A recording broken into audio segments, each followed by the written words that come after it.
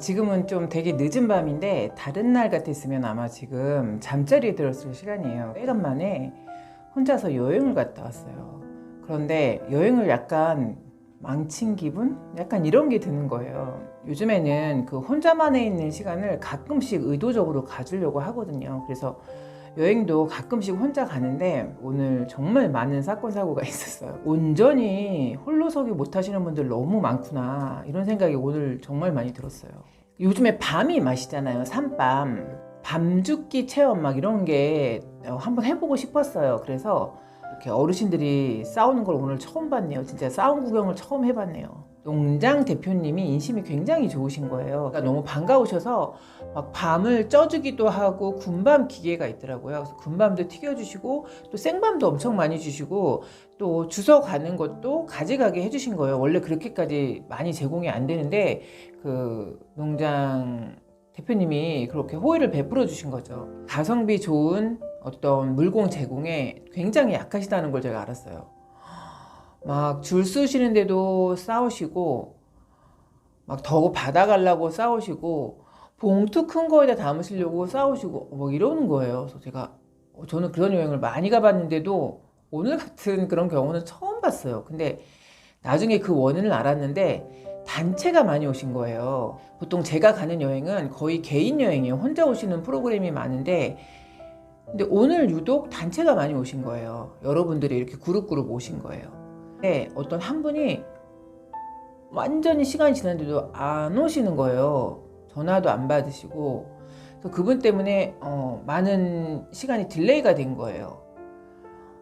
근데 나중에 보니까 그 남성분이었는데 어르신이었는데 이 밤을 양쪽에 이렇게 한가득 싣고 이렇게 비닐봉지를 두 개를 하나씩 나눠주는데 두 개를 이렇게 하고 그걸 줍느라고 늦게 오신 거예요. 여성분들이 이제 막 화가 나신 거예요.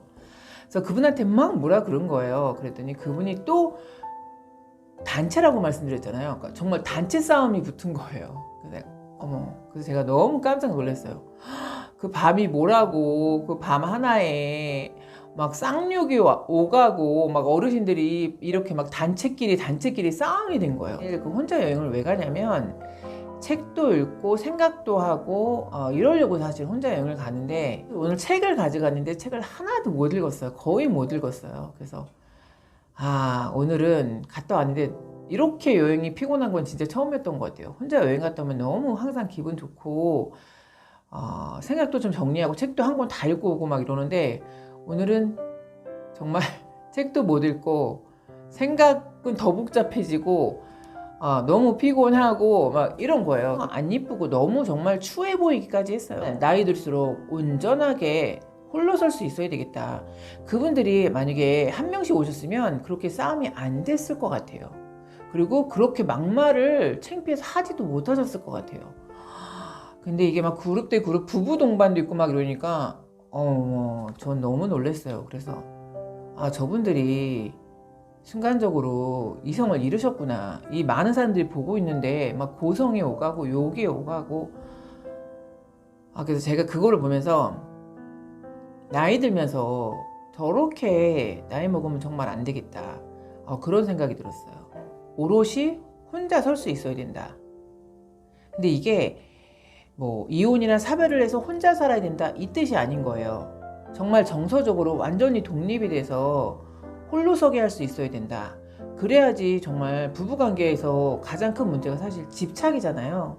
그 집착도 없어지고 서로가 서로를 존경할 수도 있고 온전한 존경 상대가 배우자가 될 수도 있는 거죠.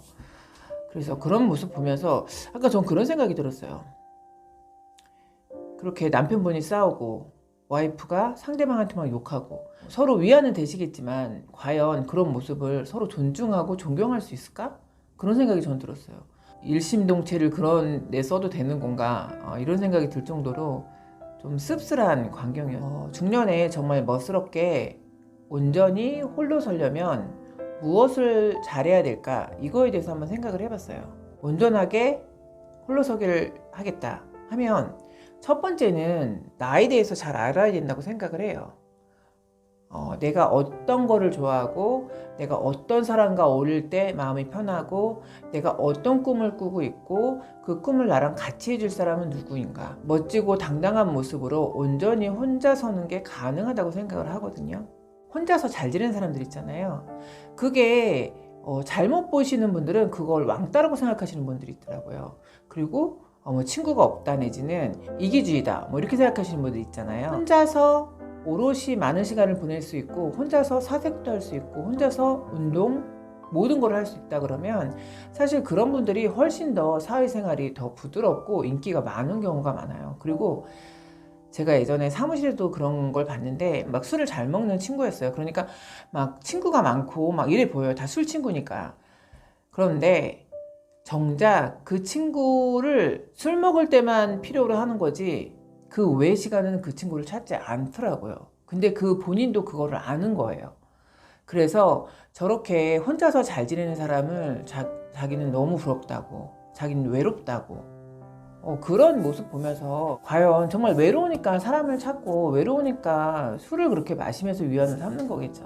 혼자 서려면 일단은 정신적인 멘탈이 강해야 되는 건 분명히 있겠죠. 그리고 혼자서 주체적인 삶을 살 수 있어야 되는 거죠.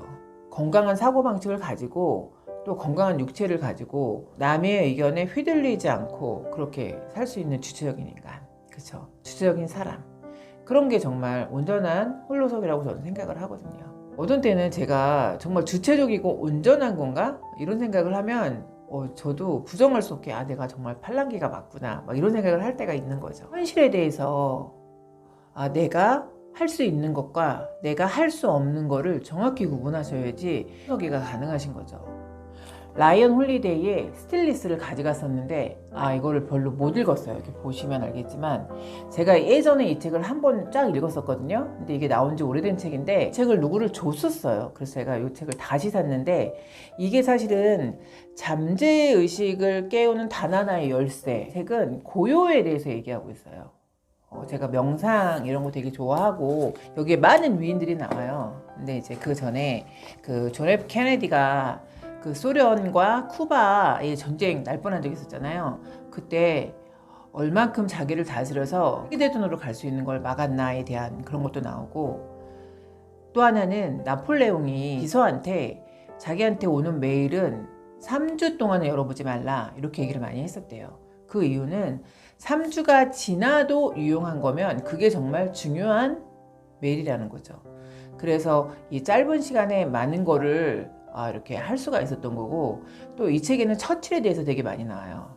열정적으로 일한 걸로 되게 유명하잖아요. 그런데 또 수면 시간도 굉장히 길었고 또 침대에 누워서 일할 때도 있었고 그러면서 일과 그 휴식의 균형을 맞췄다는 거예요. 높은 자리로 갈수록 일과 삶의 균형을 맞춘다는 게 말처럼 쉬운 건 아니잖아요.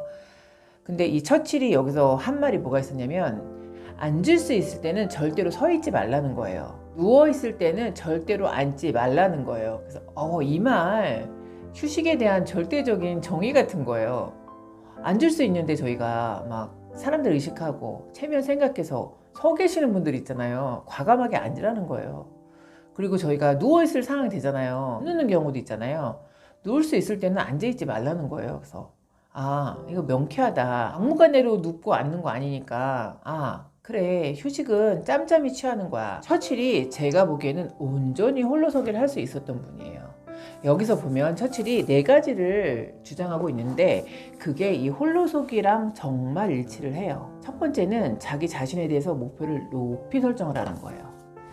여러분 그 목표를 높이 설정하라, 꿈을 크게 가지라 뭐 이런 얘기 많이 하잖아요. 자기 생각 크기가 꿈의 크기이기 때문에 꿈을 크게 키워놓는 거는 되게 중요하다고 저도 생각을 해요. 왜냐면 꿈이 작아버리면 성취할 수 있는 것도 굉장히 작아지거든요. 그러니까 꿈을 크게 가지면 그 꿈에 언젠가는 도달할 수 있는 확률이 되게 높아지는 거죠. 자신을 우울하게 만드는 비난이나 비판을 절대로 받아들이지 말래요.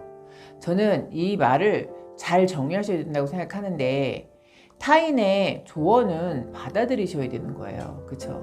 그래야지 내가 보지 못하는 단점이나 고쳐야 될 점 이런 거를 볼 수가 있는 거죠. 제3자의 시선에서. 그런데 여기서 방점을 찍은 거는 나를 우울하게 만드는 거예요. 저는 이거 되게 중요하다고 생각을 해요. 우울하게 만들거나 에너지를 떨어뜨리는 사람이 분명히 있잖아요.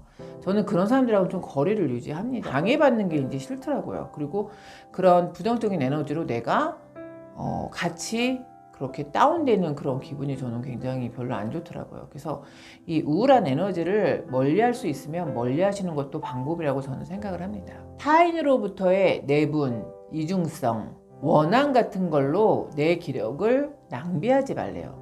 이 말도 이것도 어떻게 보면 두 번째랑 되게 유사한 건데, 그런 분들하고는 정말 거리를 유지하는데 모사짓 하시는 분들이 있어요. 이게 직장에서도 있지만 이런 무슨 단체 뭐 이런 데서도 있고, 업무 관계자 이런 분들 모사짓 하시는 분들이 있어요.